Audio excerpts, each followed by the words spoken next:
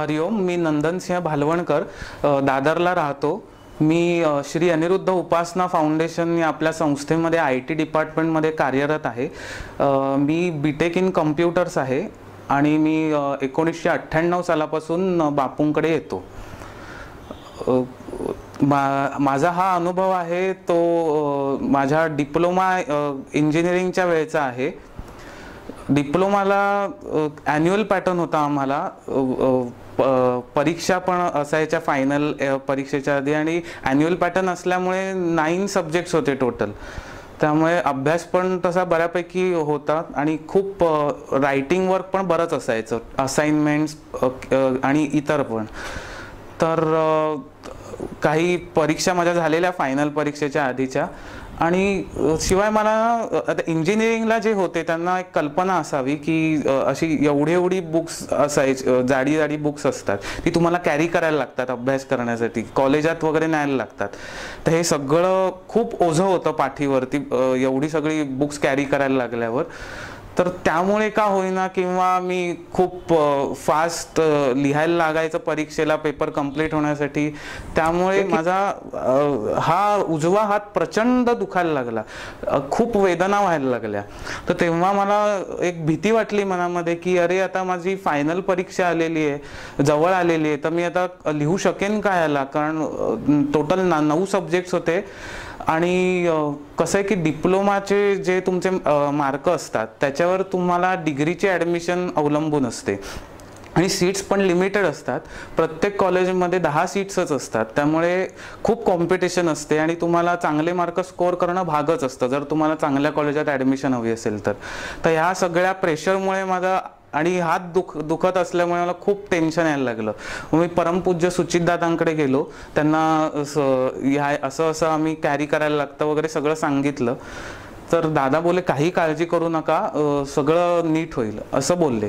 दादांच्या शब्दामुळे मला खूप धीर आला, म्हणजे आता माझी परीक्षा नक्कीच चांगली होईल, आता त्यांच्यावरच सगळं सोडलेलं आहे।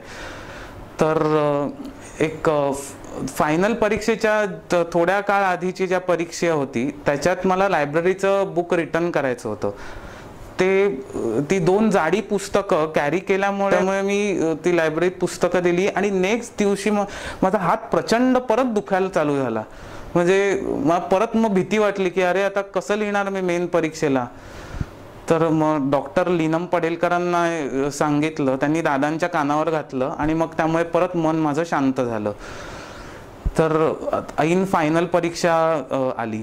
तर आम्हाला टोटल 9 थिअरी पेपर्स होते, त्याच्यामध्ये पहिले काही झाले थिअरी पेपर्स, पण जे प्रोग्रॅमिंग रिलेटेड सब्जेक्ट्स होते की प्रोग्रॅमिंगमध्ये प्रोग्राम्स लिहायचे असतात आणि थिअरी पण थोडा पार्ट असतो, आणि क्वेश्चन पेपर्स जे येतात ते मिक्स येतात, थिअरीवर थोडा येतो, प्रोग्रामवर थोडा येतो, किंवा थिअरीवर जास्त येतो, अशा प्रकारे ते पॅटर्न्स असतात। थिअरी लिहायला लागली की तुम्हाला खूप फास्ट लिहिणं गरजेचं असतं पेपर कंप्लीट करण्यासाठी, पण जर प्रोग्राम्स लिहायचे असले थिअरी सब्जेक्ट्समध्ये तर तुमचा पटकनही होतात, ते खूप इझी पण असतात, आणि स्कोअर करायला पण खूप चांगली संधी असते। तर आधीच्या सगळ्या वर्षांमध्ये जे थिअरी प्रोग्राम असं मिक्सिंग जे आलेलं, पण नेमका आमच्याच वर्षी प्रोग्राम्सवर खूप जवळपास 100 पैकी 84 ते 90 मार्कांचा पेपर प्रोग्राम्सवर आला। त्यामुळे ही बापूंचीच कृपा आहे की मला पटकन लिहिता पण आलं, माझा हात अजिबात दुखला नाही, पटकन माझे पेपर पण झाले। म्हणजे इव्हन माझ्या फायनल परीक्षेत मला अजिबात हाताला कळ गेली नाही, हे एक बापूंचीच किमया आहे। मध्ये थोडा हात दुखला, पण ते अगदी मायन्यूट होतं, म्हणजे काहीच नाही, अगदी ते तशीच परीक्षा झाली, सगळे पेपर पण माझे चांगले गेले। नंतर माझा रिझल्ट लागला, रिझल्ट लागल्यावर मी उडालोच की म्हणजे पेपर चांगले गेलेले, पण एवढे मार्क मिळतील खरंच एक्सपेक्टेशन केलं नव्हतं मी बोर्डात 7वा आलेलो, खरंच अंबज्ञ बापू तुम्ही मला एवढं दिलं त्याबद्दल। तर जरी एवढा हात उजवा दुखत असून सुद्धा मला एवढे चांगले मार्क मिळवून देणारे माझे बापूच होते आणि दादा जे माझ्या पाठीशी उभे राहिले. जसं माझा रिझल्ट लागला तसा एका सब्जेक्टमध्ये मला कमी मार्क दिले गेल्याचे लक्षात आले. तो इंटरनल सब्जेक्ट होता आणि ते थिअरी मार्क्सच बोर्डाकडे जाणार होते. तर रिझल्ट लागल्यानंतर मला डाऊट आला की अरे एवढे कमी कसे काय मिळतील, कारण थिअरी तर माझे खूप चांगला गेलेला इंटरनल थिअरी. तर मी त्या सब्जेक्टच्या आमच्या बाईंकडे गेलो. त्या बाई पण म्हणाल्या अरे एवढे कमी मार्क म्हणजे नसावेत, मी चेक करून बघते. तर त्यांनी जे बोर्डाला जी सगळ्या मुलांचे जे मार्कशीट्स जे पाठवलेले त्याच्यामध्ये माझ्या नावाच्या पुढे मला 8 मार्क कमी दिले गेल्याचे त्यांच्या लक्षात आलं. म्हणजे जे बोर्डाकडे पाठवलेले ते 48 मार्क होते, पण माझ्या मार्कशीटवर जे छापून आलेले ते 40च मार्क होते. झालं म्हणजे मला परत एक आशा पल्लवित झाल्या. जर माझे 8 मार्क वाढले तर खूप मी नंबरामध्ये वर सरकेन आणि मुंबईतल्या खूप चांगल्या कॉलेजमध्ये मला ॲडमिशन मिळू शकेल हे तर मग नक्कीच होतं.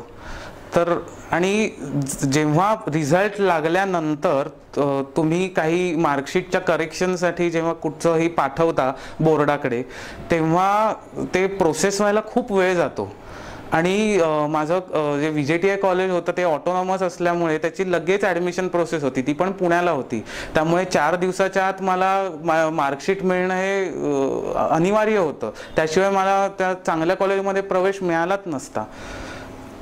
मनात थोडी भीती होतीच की अरे 4 दिवसात माझी मार्कशीट कशी मिळणार, पण तेही बापूंच्या कृपेने लगेच झालं. 3ऱ्या दिवशी माझ्या हातात करेक्टेड मार्कशीट होती. मी ती घेऊन पुण्याला गेलो. माझा प्रवेश निश्चित झाला. खरंच बापूई दादा तुमच्यामुळेच मी एवढ्या चांगल्या कॉलेजमध्ये आज मी पाऊल ठेवू शकलो, केवळ तुमच्यामुळेच. हे फक्त तुम्हीच करू शकता. हरिओम श्रीराम अंबज्ञ.